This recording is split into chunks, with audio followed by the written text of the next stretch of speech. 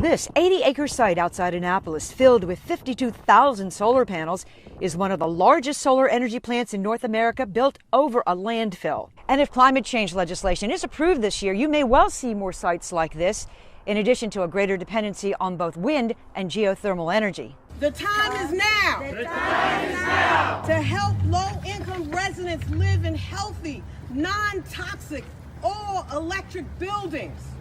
The time is now. The time is now. Supporters of the latest attempt to tackle climate change rallied outside the State House this week. Climate change legislation died in the closing hours of last year's session.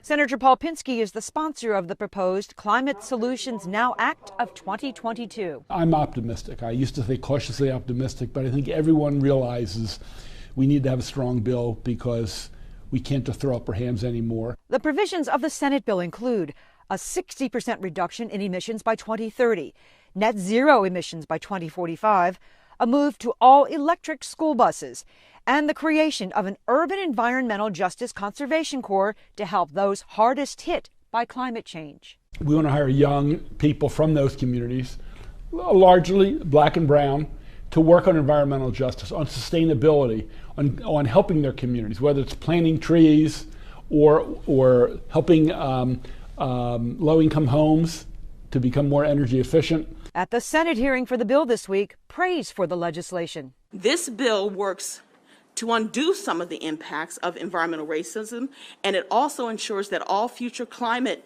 legislation addresses inequities. The Climate Solutions Now Act requires the Maryland Department of Environment to define environmental justice communities and to develop a plan to address the harms of those most impacted by climate change. But opponents told lawmakers while commercial building owners are committed to achieving net zero emissions, retrofitting buildings to meet the requirements now in the bill will be tough.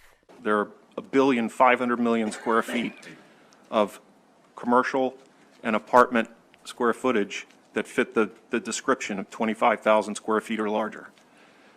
A third of that is apartments, and they will be very difficult to retrofit, disruptive and expensive. Unlike the Senate, the House has a package of climate change bills. Senator Pinsky says whether it's one bill or more, he is optimistic this is the year. Because we think this is important to have a policy in place and for the voters to look at it come next November, we're going to get it on the governor's desk with time to spare. In Annapolis, I'm Sue Copen for State Circle.